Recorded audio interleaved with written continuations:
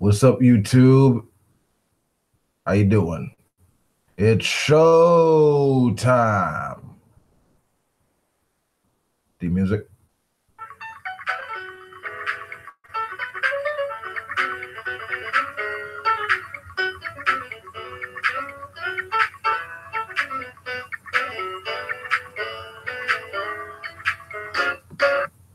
All right, welcome to Wolf King's Vids. I'm your host, the illustrious adversary. Everybody give it up.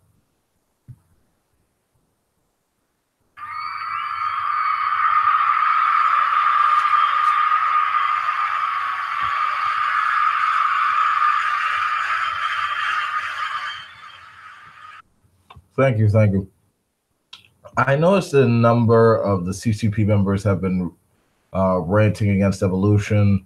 It's been a while since I've talked about that because I sort of feel like it's sort of been played out, kind of done, passe. But I'm going to brush off the topic for the sake of nostalgia and jump right into it, shall we? Why idiots still argue against evolution? I feel like this is a decent topic to give a social commentary about. So they still argue about it despite the overwhelming evidence, like the model organisms done in biomedical research. And these are sometimes referred to as model organisms. A large amount of research to benefit human medicine. They argue against it despite the fact that we not only use it in medical research, but we could actually see evolution in real time with pesticide resistance and antibiotic resistance. Now, why is this? Why is it that they tend to have this bias despite the fact that we have the overwhelming evidence as well as the consensus of many scientists to confirm this? Now, the main reason is this. The main reason is that among social scientists, there is this the consensus that there is a particular view with religious fundamentalists, and it's rather geocentric in nature. It's the idea that for humans, we are the center of the universe, and this is set in motion by a creator, by a deity, you know. So it's natural to have this resistance to think of humanity, to have this understanding of the human species as just another branch of the animal kingdom in terms of anthropology, and that's why you see a lot of creationists, a lot of hardcore religious fundies sort of try to insert their views into the public school system to try and repress it. They try to put out material about it. They try to sort of rant and produce tirades and material to sort of undermine the scientific research that evolution has provided over the last couple centuries. However, when they do this, all they're demonstrating is that they don't have a real predictive model. All they can do is account for the existence of humans and life in general. It has zero predictive capability. All they're doing is that they're essentially repressing and, if not retarding, the potential of this generation to understand this, and to a lesser degree, other issues regarding science like climate change and stem cell research, things like that, in favor of religious dogma, tradition, and authority. Despite the fact that there are a good, decent number of religious theists who accept evolution, such as those in the Catholic Church and other educated theists. But despite that, this is still sort of a phenomenon that we see in the mainstream society. I mean, it's obvious that it's not going to have that much of an effect, given the fact that, you know, for the scientific view, you need a predictive model as well as sort of like evidence that tends to converge on the particular view that'll make it robust, as opposed to the opposing side, the divergent view, if you will.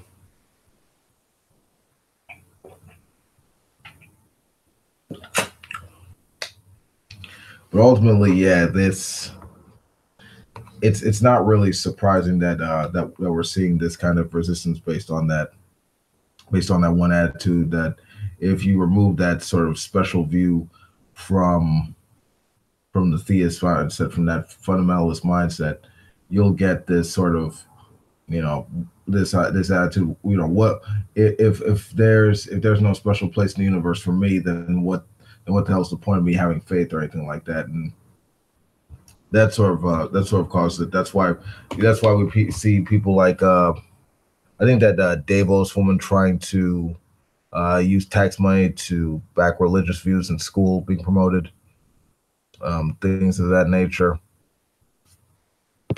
Let's see.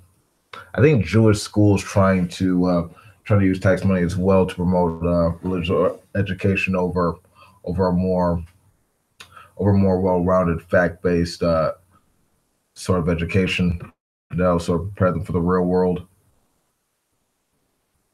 And even worldwide, you know, places in Latin America, places in certain Muslim countries, these places that have a large sort of like predominant religious foundation in these societies tend to reject it.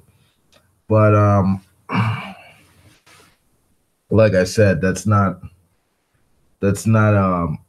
how should I say, that's not healthy for a rational evidence based society or people, and it's not good if you want to promote science literacy and rational thinking, critical thinking amongst people and more importantly, like students.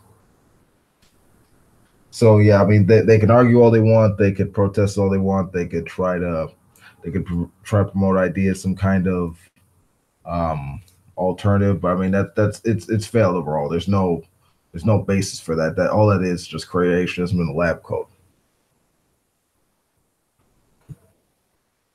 But yeah, honestly, like creationism is at an all-time low. There's been data that shows that that's failing. It's not really progressing all that much. I mean, all it is sort of like tossed around as this like other side sort of you sort of the teach the controversies type of thing, but it's not really like gaining power. So that's why it's funny to see them still arguing this after all this time. It's sort of like seeing people beat a dead horse. You know, it's to the point that this horse is like a zombie. It's a Frankenstein horse or something to that effect. But yeah, so that's my assessment of the situation. That's what I think about it. You know, not real special, um, not really thought provoking or surprising. I mean, just stating the obvious amongst people. But that's my 2 cents of my view of it. All right, this has been Wolf King's Vids. Peace out. If you like this video, you know what to do. Stop out a dare to know and hail Satan. Good night.